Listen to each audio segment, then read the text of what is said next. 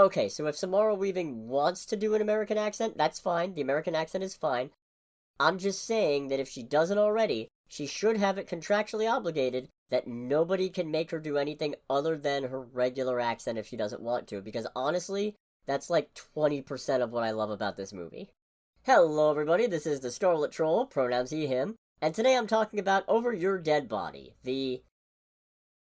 well, Wikipedia and Letterboxd both call it an action comedy thriller, and I guess that tracks. Directed by Jorma Taccone and starring Jason Segel as an aspiring film director turned struggling pop-up ad director who plans to take advantage of a weekend cabin getaway to murder his wife, only for the tables to turn when it turns out that said wife, played by Samara Weaving, is not only aware of his plans, but also planning to kill him in turn. And then it turns out that a pair of murderous prison escapees and their corrupt cop accomplice have been hiding out in the cabin, forcing the two to work together and face their relationship troubles head-on to navigate this perilous new situation. And then... Okay, I'm not going to give the whole thing away, but this movie takes some swerves, and they're not always to its benefit. It definitely understands the assignment in that the easiest way to get the audience on board with your grating, insecure, constantly combative protagonist is to introduce even worse antagonists, because Keith Jardine and Juliette Lewis quickly and easily establish themselves as a pair of villains who you want to see bite the dust as expeditiously as possible. But Timothy Olyphant, honestly, he almost does too good a job. He's clearly intended to be the most monstrous of the bunch, but he's so good at putting up a congenial facade and leaving so much of the dirty work early on to his sidekicks that, honestly, you'd almost rather be watching him? And that's an even bigger problem than you might think, because honestly, it's the home invasion action elements that really drag this movie down for me. I know, it's not fair to judge a movie based on what it is against what you were hoping it would be, but I'd argue that I'm really not doing that because I saw the trailers, I knew what this was going to be going in. It's just that the first part of the movie where you watch Segel and Weaving pick at and bring out the worst in each other is so good at being suspenseful and intentionally uncomfortably funny that I'd rather the movie was just about that, honestly.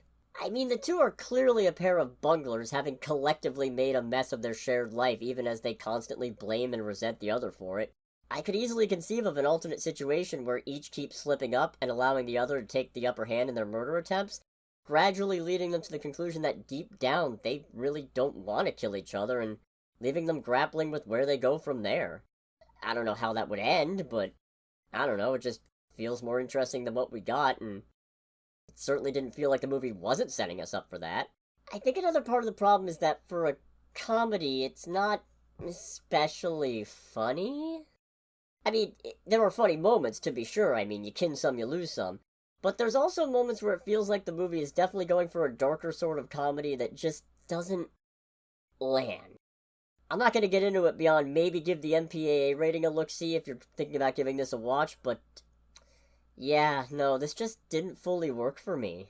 Which is a shame, because there are some really interesting subversions of your typical action thriller plot beats here, but a handful of subversions only means so much in the big picture. And on the whole, this is a movie too split by the various things it's trying to do any of them particularly well. Then again, this is apparently a remake of a European film from a few years back. I don't know, maybe it plays better in Norwegian. I try not to rely on this tier too much because it dilutes the purpose, but I love the start of this movie enough that even the general downward trend as it goes on isn't enough to knock it into one of the lower tiers for me. But that spiral's also enough where I can't in good conscience put it in one of the upper tiers, so I'm just gonna stick it in try asking again. I think it's worth a watch, although again, you're gonna want to look at that MPAA rating and the reason why it has it first, just warning you. But, well, this review isn't exactly a stirring endorsement, and I acknowledge that, so, take it with a grain of salt, I suppose. Anyways, thanks so much for watching, make sure to like, comment, subscribe, and I will catch you all next time.